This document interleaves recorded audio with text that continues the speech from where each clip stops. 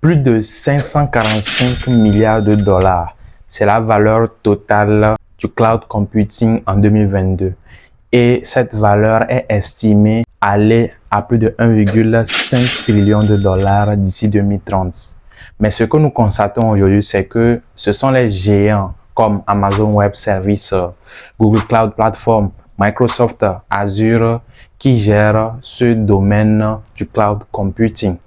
Et malheureusement également, la plupart des projets blockchain que nous voyons aujourd'hui reposent sur ces plateformes centralisées de cloud computing, ce qui est un très grand danger.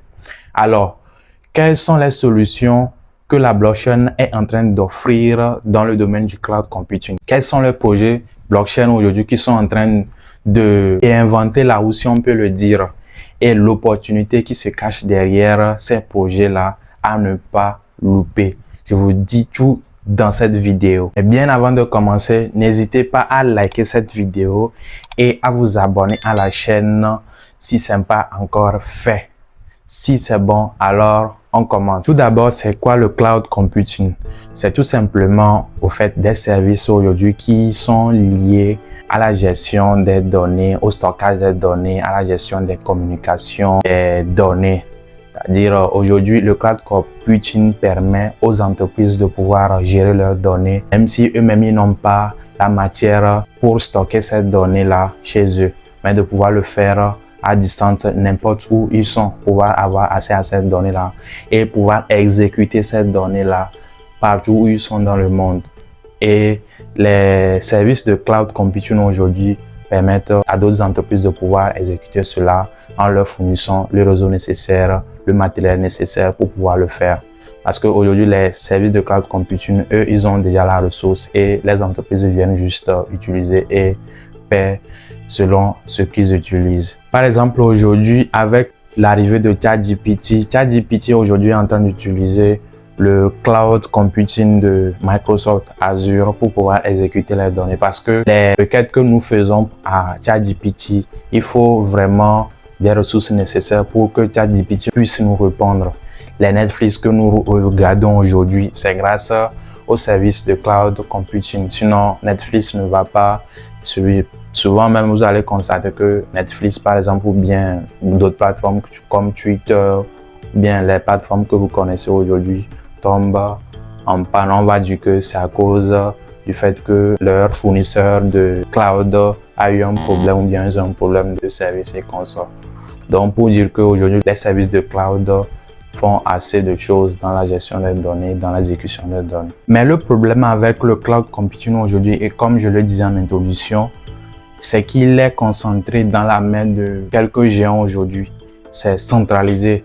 Et malheureusement, certains projets, ou bien je peux dire même la plupart des projets blockchain, se fient aux fournisseurs de cloud computing centralisé pour pouvoir fonctionner. Parce que les données que vous voyez aujourd'hui sur la plupart des blockchains sont stockées sur les Amazon Web Services, les Azure ou bien les Google Cloud Platform, malheureusement.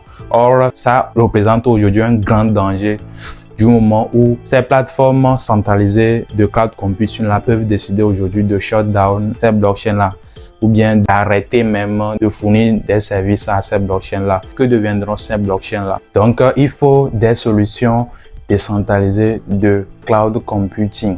C'est très important. Pourquoi? Parce que du moment où aujourd'hui les services de cloud computing centralisés peuvent arrêter d'offrir des services et même causer des dommages aux blockchains, avec des solutions de cloud computing décentralisées, on est plus à l'abri.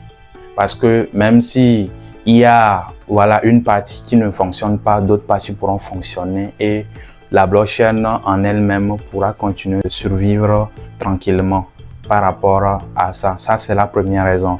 La deuxième raison, c'est que c'est encore plus moins cher avec les solutions de cloud computing décentralisé aujourd'hui. Parce que si je prends un peu le coût moyen pour déployer ou bien utiliser les services de cloud computing centralisé, on varie entre 50 et 71 dollars de frais mensuels. Et avec le cloud computing, vous payez selon vos utilisations de ces services-là.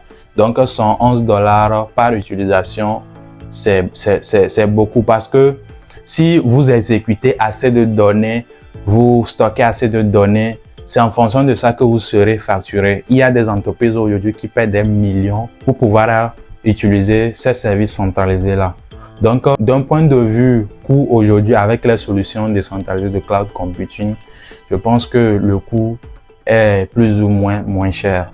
Et aussi, l'autre raison pour les solutions décentralisées aussi, ça c'est d'un point de vue investisseur crypto bien sûr, parce que il faut savoir qu'avec la venue de ChatGPT et la hype derrière l'intelligence artificielle, sans oublier également le phénomène de métaverse, on aura dans les années à venir plus besoin des services de cloud computing, que ça soit centralisé ou bien décentralisé.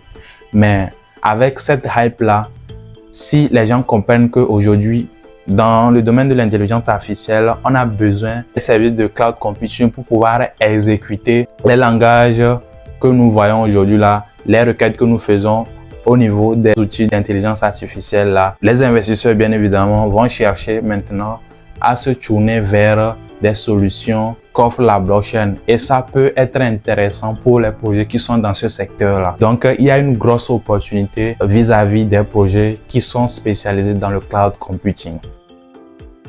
Alors, quels sont les projets qui exercent dans le secteur des decentralized cloud computing aujourd'hui, qui sont en train de rivaliser ces géants-là, qui sont en train de viser ce marché de 545 milliards de dollars et qui est estimé aller à plus de 1,5 trillion de dollars d'ici 2030. Alors, on a le projet Renda Network. C'est un projet, par exemple, aujourd'hui, qui connecte ceux qui ont ce qu'on appelle les GPU, c'est-à-dire les Graphic Processing Units, c'est-à-dire ceux qui ont des ordinateurs et qui ont des GPU qui ne servent à rien. Ils connectent ceux qui possèdent cela à ceux qui en ont besoin. Et ceux qui ont des GPU aujourd'hui maintenant sont rémunérés en le token de Renda. Lors du Bull Run de 2021, il y avait une œuvre d'art qui a été vendue à 69 millions de dollars. Si vous vous rappelez bien, cette œuvre d'art a été rendue sur Renda Network. Ils ont eu à faire un partenariat tout récemment même avec l'entreprise Apple pour pouvoir intégrer leurs solutions dans les iPads et pouvoir avoir un bon rendu du côté des utilisateurs de Apple. Le second projet, c'est Akash Network. Akash Network aujourd'hui permet aux projets blockchain de pouvoir déployer leurs différents nœuds sur leur système qu'ils ont mis en place là. Il y a également le projet Flux Network qui est également dans cette niche de cloud computing décentralisé. On a également le projet Kudos, que le projet Kudos également, qui permet aujourd'hui aux blockchains de pouvoir stocker, exécuter des données facilement sur leur réseau. Donc, c'est des solutions aujourd'hui comme ça qu'il faut envisager. C'est vrai que ces solutions-là ne sont pas encore à la taille de Amazon Web Services, mais ils peuvent déjà être viables à ces projets-là. Parce que d'un moment où ces projets-là qui se fient à Amazon Web Services, à Google Cloud Platform ou bien à Azure, ça peut être un problème du moment où ces grands géants-là un jour décident de ne pas fonctionner avec eux. Ces blockchains-là ne vont pas ressembler à quelque chose.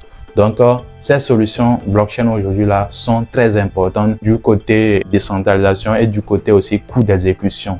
Donc, c'est très important aussi de garder ces projets-là à l'œil.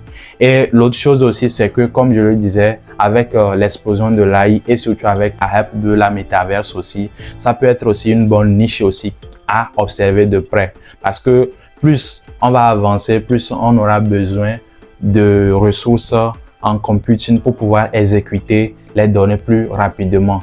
Et on pourra facilement faire recours à ces projets-là. Donc, c'est des solutions aujourd'hui qu'il y a dans le domaine de la blockchain. Parce qu'aujourd'hui, nous voyons beaucoup de personnes dire que oui, est-ce qu'il y a vraiment des solutions et tout ça là. Et ici, j'ai donné que certains projets, les leaders dans ce domaine, il y a d'autres projets un peu minimes. Mais ce sont les leaders que je vous ai donnés afin que vous puissiez aller les checker aussi. Donc, voilà un peu l'essentiel. Moi, personnellement, je suis bullish sur ce secteur et j'observe les projets dans ce secteur-là. Et ça peut être, après la hype de l'AI, ça peut être aussi une niche très importante à suivre de près. Comme je suis en train de le dire, je le répète. Je sais de quoi je parle. En tout cas, ce n'est pas un conseil en investissement, mais ça peut être intéressant, cette niche-là. Et elle peut vraiment être bénéfique à plusieurs projets aujourd'hui. Dites-moi ce que vous en pensez dans les commentaires. Est-ce que vous pensez que les projets décentralisés de cloud computing peuvent vraiment venir à bout des Amazon Web Services, des Microsoft Azure, des Google Cloud Platform et pouvoir prendre cette grosse part de marché là et même aller au-delà et offrir leurs solutions aux entreprises réelles et pouvoir dominer aussi ce secteur là? Je vous attends dans les commentaires. Et quelles sont les autres solutions blockchain que vous connaissez qui sont également dans le domaine du cloud computing que vous pouvez me dire dans les commentaires. Sur ce, on se dit à la prochaine et ciao ciao. Que Satoshi soit avec vous.